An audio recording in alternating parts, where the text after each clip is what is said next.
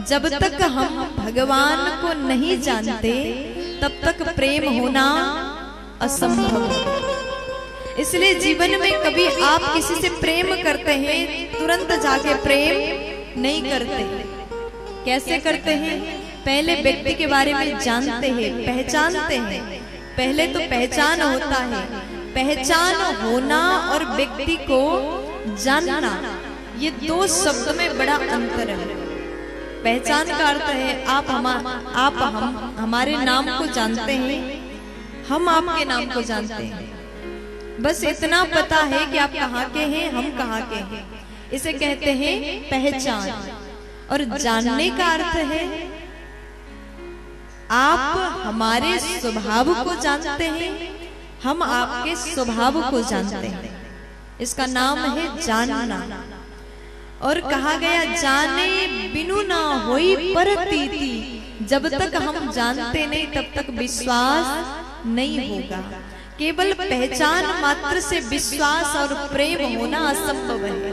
और भक्ति के मार्ग में ये दो शब्द विश्वास और प्रेम, ये दो चीज अगर हमारे जीवन में आ जाते हैं ना तो हम भगवान से जुड़ जाते हैं।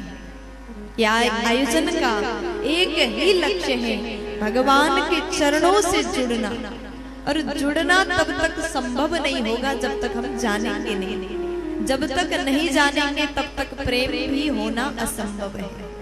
और भगवत प्राप्ति के लिए सबसे आसान उपाय ग्रंथों में, पुराणों में भागवत ले लीजिए, रामायण ले लीजिए, शिव कथा ले लीजिए, देवी भागवत ले लीजिए, हर जगह केवल एक साधन बताया, वो साधन है प्रेम।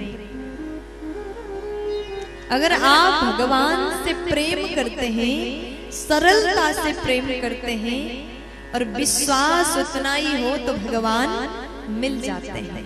प्यार से बोल दीजिए ना, राधे राधे।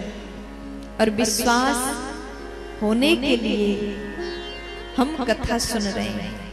जो हरि लीला प्रभु की कथा हम सुनते हैं, धीरे धीरे उस कथा पर हमें विश्वास होना प्रारंभ होता है। और जब विश्वास हुआ, विश्वास का अर्थ क्या है? विश्वास इस प्रकार हो, आप अगर भगवान के कथा में निष्ठा रखते हैं और कोई दूसरे समुदाय के, दूसरे समाज के लोग आकर के आपको कह दे कि तुम्हारा भगवान कुछ नहीं है, तब भी आप ना बदलो। आपका विश्वास अगर राम में है और लोगों ने आकर के राम की बुराई कर दी, तो फिर भी आपका विश्वास राम के चरण में लगा रहता है, तो इसे कहते हैं दृढ़ विश्वास। और ये दृढ़ विश्वास ही हमें प्रेम की ओर लेकर के जाता है। भगवान के चरण में विश्वास होगा, तत्पश्चात प्रेम होगा। जब प्रेम अनन्यता के मार्ग पर जाता है, प्रेम की आखिरी सीढ़ी है अनन्यता, शरणागत।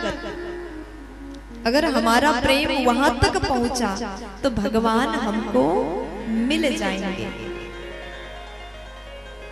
इसलिए भगवान से आप लोग जुड़ रहे हैं तो दृढ़ विश्वास के साथ में, धैर्यता के साथ में, सावधानी के साथ में जब हम बैठेंगे एक आसन में तो मन स्थिर होता है।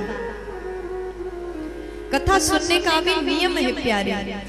जितासनो जित श्वासो जित संगो जितेंद्रिय। जब सुखदेव जी ने राजा परीक्षित को भागवत का ज्ञान दिया है, तब सबसे पहले महाराज ने कहा कि परीक्षित से, सुखदेव जी बोल रहे हैं राजन आप एक जगह पर बैठ जाइए। सुखदेव जी ने जैसे 7 दिन भागवत सुनाए थे, राजा परीक्षित खड़े खड़े नहीं सुने थे। आप लोग समझ गए होंगे इसका अर्थ क्या है, हम क्या बोलना चाह रहे हैं। सुखदेव जी जैसे आसन में बैठे, वक्ता का नियम है कि आप आसन में बैठ करके एकाग्र चित्त होकर के कथा सुनाइए। और श्रोता का भी नियम होता है, आप आसन में बैठ करके कथा को सुनिए। बैठने का नियम क्यों बनाया? क्योंकि जब हम एक आसन में बैठते हैं तो शरीर शांत होता है, स्थिर रहता है।